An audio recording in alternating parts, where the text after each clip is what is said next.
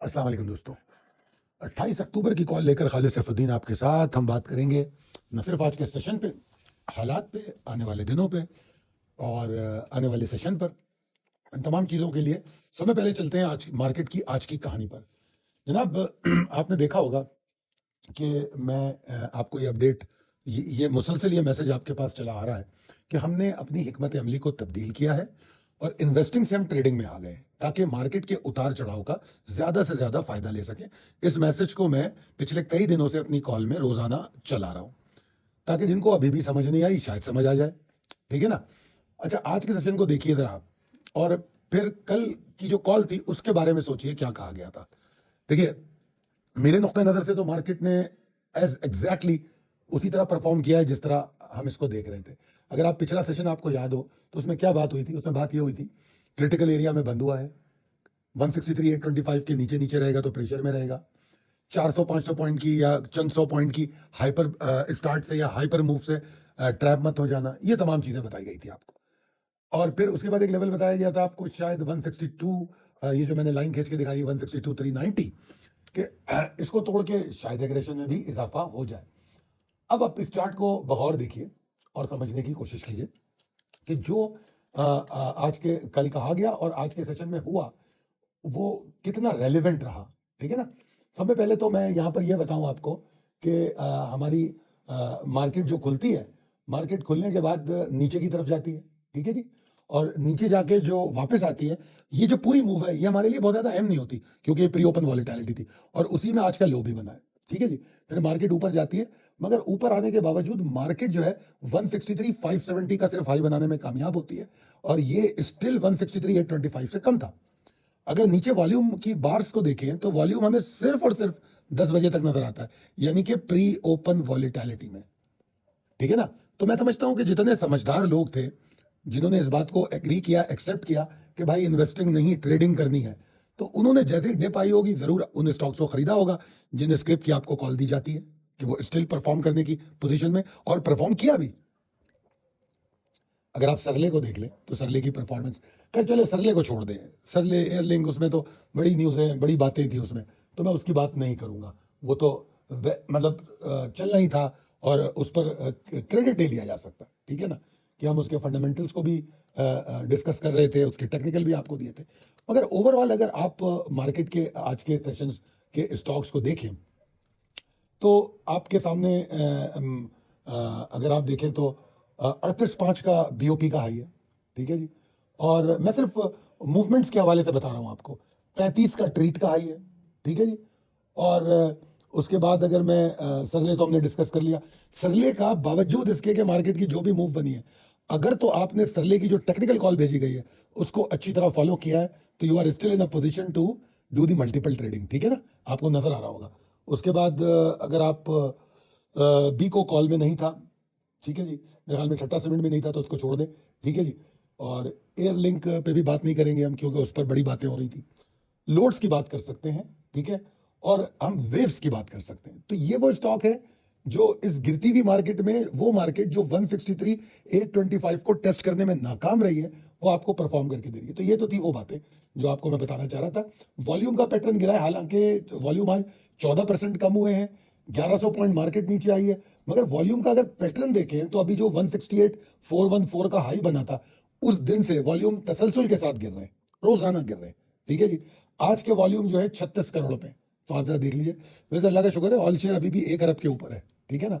तो एक्टिविटी तो चल रही है, अपॉर्चुनिटी तो है मौजूद, वो रोजाना आपको दे रही है। अब चलते हैं इंपॉर्टेंट लेवल एंड ट्रिगर्स की जानिब। जनाब, वीकनेस के बावजूद, जिस तरह मैंने कहा, ट्रेडर को अपॉर्चुनिटी मिली। अब हमको ये समझने की जरूरत है कि क्या ये हमारा फैसला दुरुस्त हुआ या नहीं कि हम इन्वेस्टिंग के बजाय ट्रेडिंग में आए, क्योंकि मार्केट हमेशा उनको फायदा पहुंचाती है जो उसके साथ अलाइन होते हैं, उसके मुताबिक चलते हैं, मार्केट के मूड के मुताबिक, अपने मूड के मुताबिक नहीं, या मार्केट के मूड के खिलाफ नहीं। ठीक है जी? अब आने वाले सेशन में एग्जॉर्शन कंटिन्यू रह सकती है अगर तो मार्केट 162 390 के नीचे है। ठीक है जी? और 161 885 के नीचे वो उसको ऑथेंटिकेट करेगी और फिर आप देखेंगे कि मार्केट में शायद थोड़ा एग्रेशन बियर्स में ज्यादा हो जाए। अच्छा, हमारी जो सपोर्ट्स हैं वो बड़ी अच्छी सपोर्ट्स हैं, और मैं कहूंगा कि पिछले हफ्ते के मंडे का शुक्रिया अदा करना चाहिए कि एक दिन में मंडे और ट्यूसडे को जो पॉइंट बढ़े थे, मंडे को तो क्लोजिंग भी अच्छी हुई थी, ट्यूसडे को हाई से नीचे आके क्लोजिंग हुई थी, मगर मंडे की अगर आप क्लोजिंग देखें तो मैंने आपको उस हफ्ते में ये बात बार बार बताई थी कि ये पॉइंट्स हमें काम देंगे, कारामद होंगे किसी भी करेक्शन के लिए। तो यही वजह है कि अभी तक जो करेक्शन हुई है हमें कोई ज्यादा लोज नहीं देखने पड़े, मगर अब हमको एहतियात की तरफ जाना पड़ेगा, क्योंकि अब जो मार्केट की क्लोजिंग है वो अगर आप देखें तो 17 तारीख के नीचे हो रही है। ठीक है जी, तो हम मंडे से नीचे आ चुके हैं। मंडे 20 अक्टूबर था और हम 20 अक्टूबर के नीचे जो है जुम्मे को आ चुके थे। तो ये तमाम चीजें हैं, मुख्तलिफ जावियों से अगर मार्केट को देखेंगे तो ये बातें इंशाल्लाह समझ में आएंगी। अच्छा जी, तो इसलिए मैं लॉन्ग की कोई बात कर नहीं रहा, मैं कह रहा हूं कि इंटरडे करें, ठीक है, अपॉर्चुनिटी अवेल करें, अगर आपको स्ट्रेंथ मिले तो शॉर्ट करें, डिप मिले तो लॉन्ग के स्टॉक देखें, ठीक है ना, ऑप्शन आपको मिलते रहेंगे। बुल्स वीक हैं और अच्छे खासे वीक हैं, इनके अंदर कोई सिंसियर सीरियस मैच्योर एफर्ट हो नहीं सकती अभी।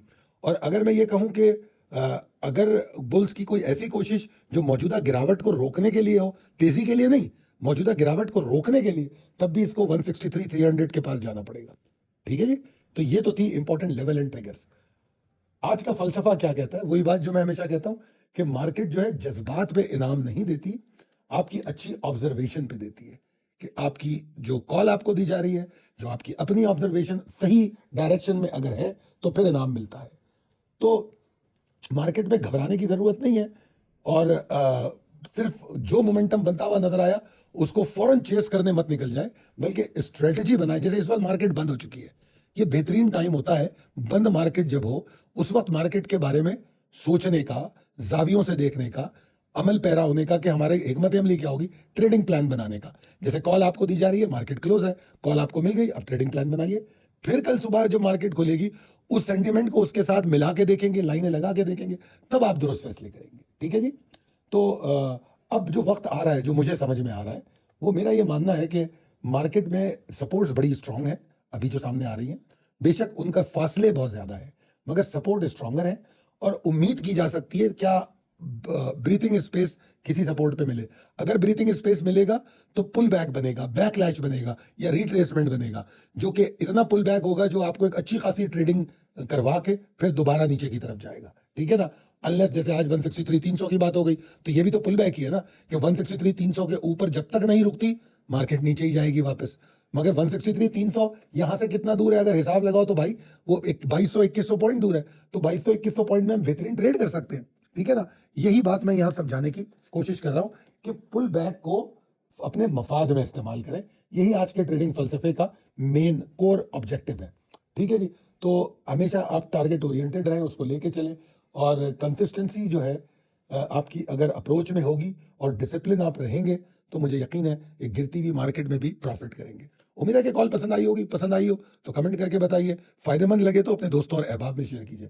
अगर आपको हमारी डेली की कॉल स्टॉक्स की भी देखनी हो तो 0323 276 8680 पे राब्ता कीजिए। बहुत शुक्रिया।